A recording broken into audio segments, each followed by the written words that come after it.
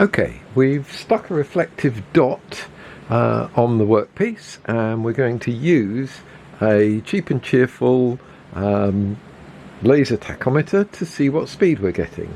So let's get the workpiece moving and shine the light, and we're getting about 420, 415, 430 there you can see.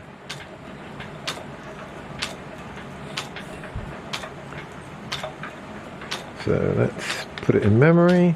Yeah, so on the slowest of the wheels, we get about 420 there or thereabouts. So let's move it onto the fastest. So let's take our belt. Let's have a bit less dodgy focus. There we go. And we'll move our belt onto the fastest. Oh no, let's put it on the middle. Right, 1 and 2. So let's see what we get on the middle position now. So about 425 on the first. We'll make a note of that. So 425 on the second belt position.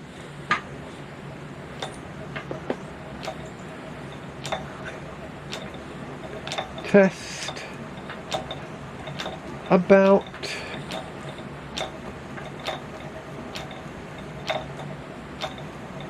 575, 573, 565. If I give it a bit of welly, we can get up to 700-ish. So somewhere about 675 there or thereabouts. Let's give it another go. Maybe 625. Or I'm just getting slower. Yeah. So about 650, we'll say. We'll call that one. So we'll make a note of that. For the middle belt position is 650. And then for the final belt position, which is here and onto here. Right. Okay, so on the third belt position, this should be the fastest. Let me just get rid of a bit of extra tape that we've got here, flapping around. There's a pair of scissors, you can never find them when you want them. Right, we'll get rid of this strip of tape that's flapping. Right. Final third position, this should be the fastest. Well, it will be the fastest, of that there is no doubt. And shining the laser on, we're getting about 900, between 880 and 930, so we'll call that one 900. So we'll make a note of that. Now, the perceived wisdom for RPM is, I don't know whether you can see this here. Let's put it back to autofocus and let's see if it will pick it up.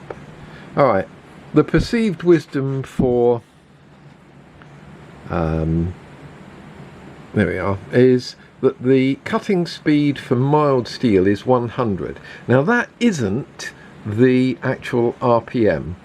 In order to work out the RPM, you do the cutting speed times 4, divide by the diameter of the workpiece.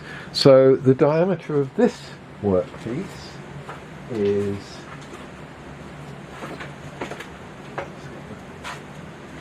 calipers and find out. We'll stick to inches. The diameter of this workpiece is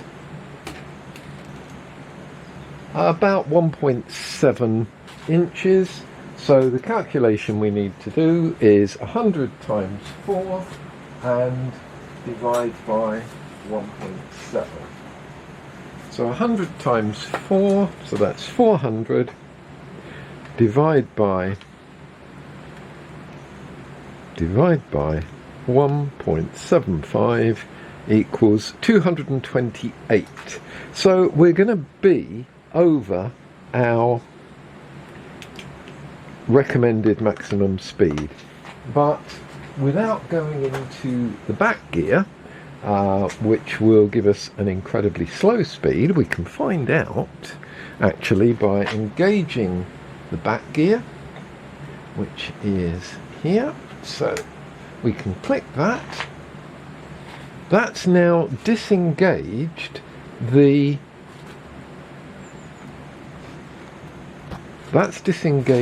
the drive from the belt pulley, and what we're going to do is we're going to spin over what's called the back gear, and that will now engage through this.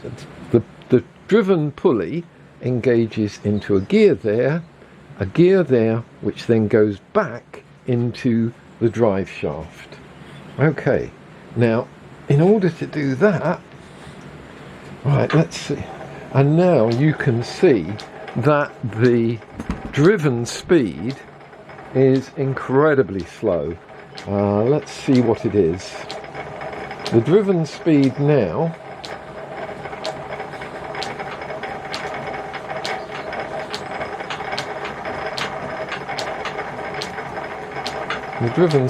is about 100, so that's probably going to be a bit too slow for what we need. We can try it and see what happens if we try and take a cut at this speed.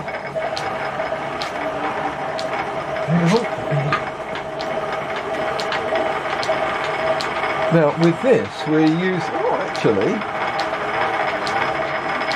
it's not doing a bad job. We're getting nice swirls off. So there we go. This is damn hard work, I have to say. But if I've got the camera set correctly, you should see nice elements of swirl coming off.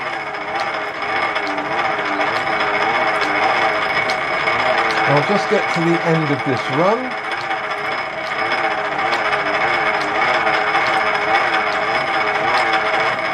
And now we're coming to the next lip. Oh, good grief.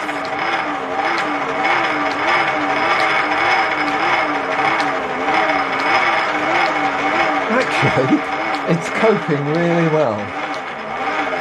I hope you've got that on camera. What I'll do is I'll reposition the camera and zoom in to the workpiece area. Right, so here's the workpiece area. Probably should have put a longer zoom on the lens. Right, so there's the workpiece. I'll just back it off a bit so that I can get, and this is taking off something in the order of 40 or 50 thou from bright mild steel that was an old piece of car drive shaft a friend gave me yesterday. So getting it going is a bit more challenging. I'm going to back it out a little bit because I think I'm trying to be too aggressive with the cut, so let's see what this does.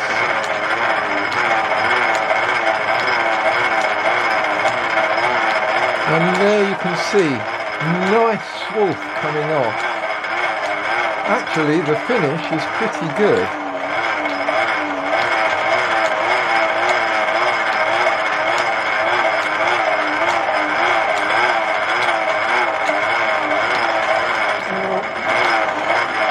Just letting the swarf break a bit every now and again.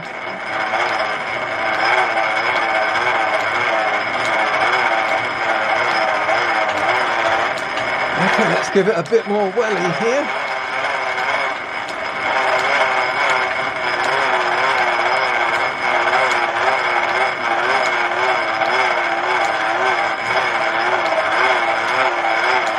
Cool.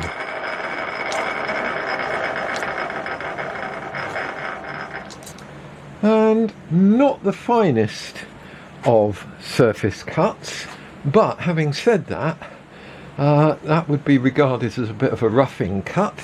Let's see if we can do a smoother finishing cut now.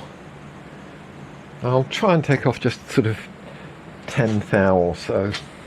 So let's get this moving.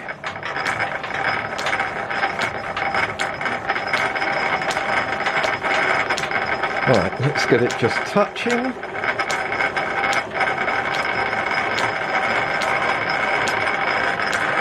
Right, that's just touching, so we'll back off, advance 10th thou, and let's have a go.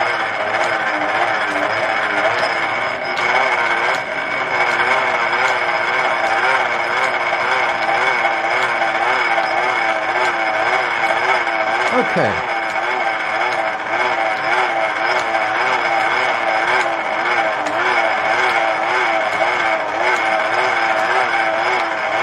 Sorry, it's kind of tricky to talk while you're treadling. I'm going to break the swarf.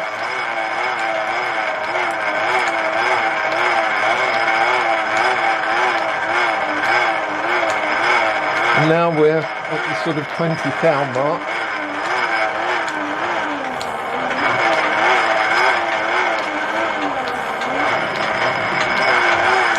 I'm surprised it hasn't knocked the piece out of the chuck at this amount of pressure.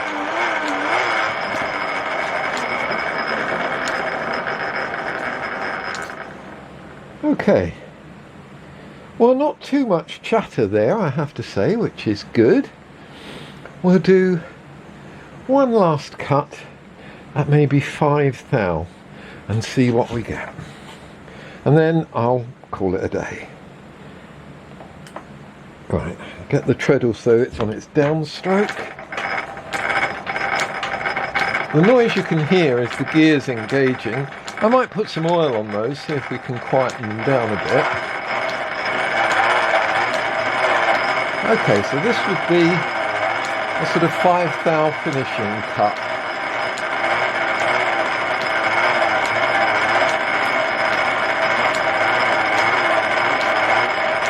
A lot is to do with how consistently you feed the tool piece.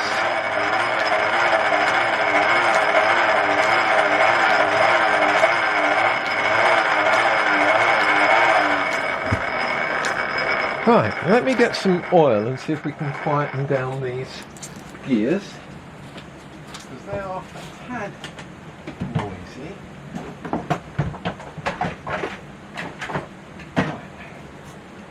So, we've got some oil here, so we'll put a bit of oil on the gears.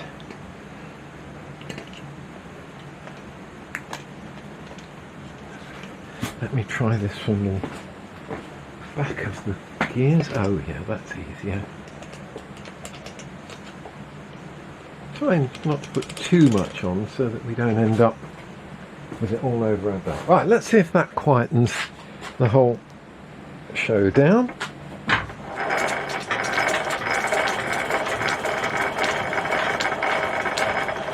Oh yeah, that's better as the oil gets into place, and now we'll continue with the cut.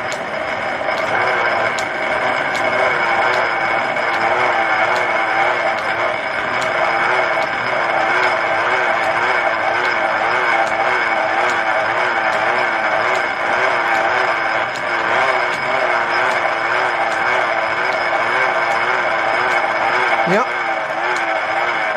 Something quite satisfying about seeing the swirl of swarf come off, you know that you're doing a pretty reasonable job when you see the continuous swirl of swarf.